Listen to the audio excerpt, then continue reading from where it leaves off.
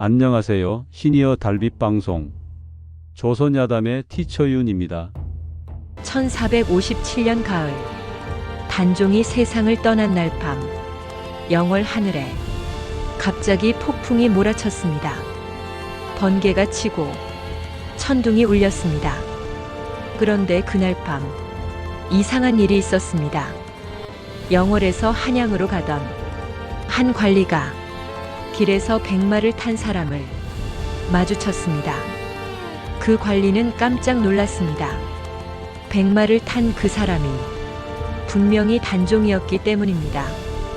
방금 전 사약을 받고 세상을 떠난 그 왕. 관리는 떨리는 목소리로 물었습니다. 대왕마마 어디로 행차하시나이까? 백마를 탄 단종이 조용히 대답했습니다. 내가 태백산으로 가는 길이요. 그리고 사라졌습니다. 이것이 전설일까요? 아니면 실제로 있었던 일일까요? 놀라운 것은 그 이후입니다. 600년이 지난 지금도 태백산 일대에서는 단종을 산신령으로 모시는 제사가 매년 열리고 있습니다. 그리고 지금도 수많은 사람들이 태백산을 찾아 단종에게 소원을 빕니다. 죽어서도 백성들의 왕이 된 사람. 오늘은 아무도 몰랐던 단종의 두 번째 이야기를 들려드리겠습니다. 단종이 세상을 떠난 후 조선 궁궐은 조용했습니다. 세조는 아무 일도 없었다는 듯 정사를 계속했습니다. 하지만 궁궐 밖은 달랐습니다. 백성들 사이에서 조용히 말이 퍼졌습니다. 단종 전하가 억울하게 돌아가셨다. 그 원혼이 태백산을 떠돌고 있다. 그런데 이상한 일이 생겼습니다. 단종이 세상을 떠난 후 영월 일대에서 설명할 수 없는 일들이 일어났습니다. 밤마다 산에서 빛이 났습니다. 이유 없이 바람이 불었습니다. 꿈에 단종이 나타났다는 사람이 하나둘 생겨났습니다. 백성들은 믿었습니다. 단종 전하가 태백산에 산신령이 되셨다. 그리고 그 믿음은 수백 년 동안 꺼지지 않았습니다. 당시 조선에서 단종을 기리는 것은 목숨을 거는 일이었습니다. 세조는 엄명을 내렸습니다. 단종을 언급하는 자는 삼족을 멸한다. 단종의 이름을 입에 올리는 것만으로도 온 가족이 죽을 수 있었습니다. 하지만 영월 백성들은 멈추지 않았습니다. 그들은 영리한 방법을 썼습니다. 단종이라는 이름 대신 태백산 산신령에게 제사를 올린다고 했습니다. 제사 이름은 태백산신제. 하지만 그 제사의 진짜 주인은 단종이었습니다. 더 놀라운 것이 있습니다. 당시 조선에서 소를 잡는 제사는 왕에게만 올릴 수 있었습니다. 그런데 태백산신제에서는 소를 잡아 제물로 올렸습니다. 백성들이 단종을 왕으로 모신 것입니다. 목숨을 걸고 세조의 눈을 피해 수십 년 동안 몰래 그 제사는 세대에서 세대로 이어졌습니다. 단종이 세상을 떠났을 때 왕비 정순왕후의 나이는 16이었습니다. 궁궐 밖으로 쫓겨난 왕비는 동대문 밖 작은 집에서 혼자 살았습니다. 매일 아침 동쪽을 바라보았습니다. 단종이 유배된 영월 방향이었습니다. 전하, 살아계십니까? 하지만 곧 단종이 세상을 떠났다는 소식이 들려왔습니다.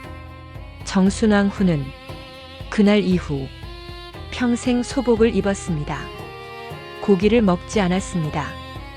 비단옷을 입지 않았습니다. 웃지 않았습니다. 그렇게 64년을 살았습니다.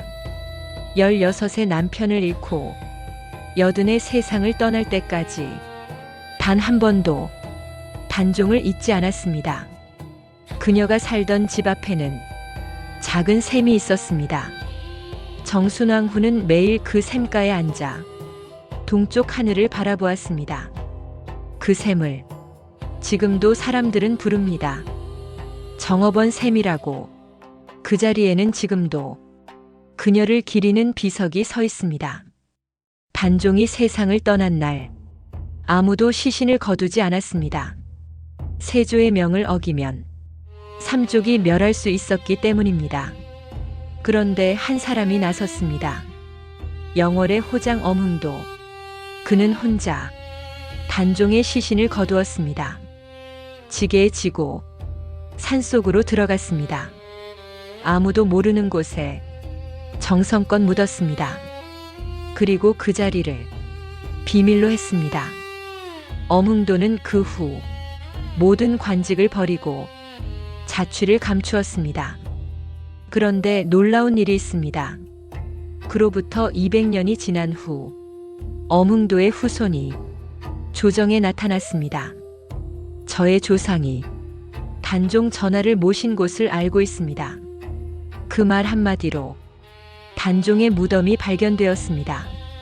지금 영월에 있는 장릉이 바로 그곳입니다.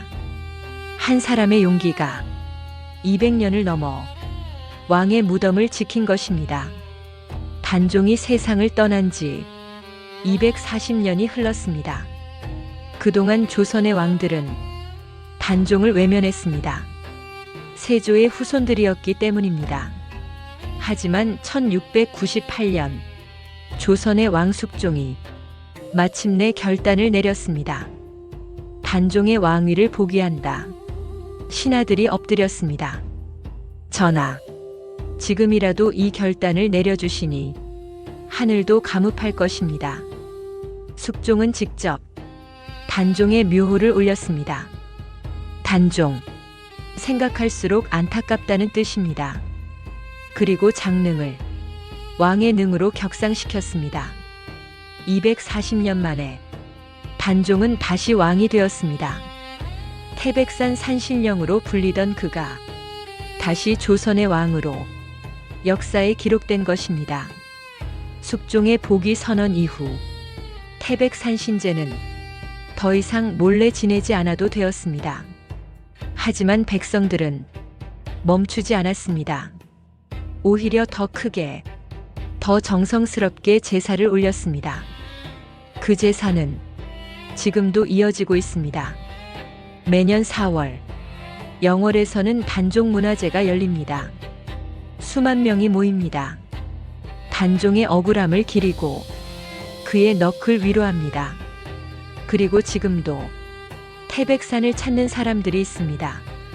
단종에게 소원을 빌러 600년이 지났습니다.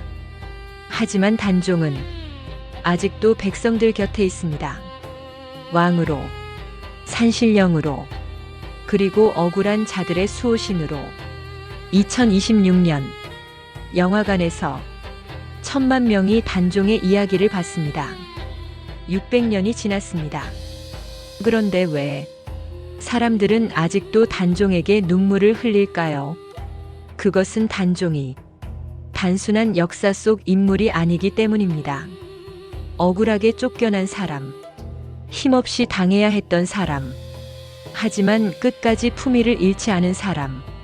우리 주변에도 그런 사람들이 있습니다.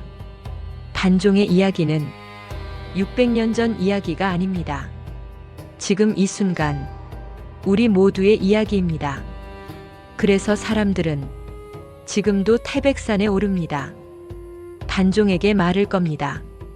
전하, 저도 억울합니다. 오늘 이야기 어떠셨나요?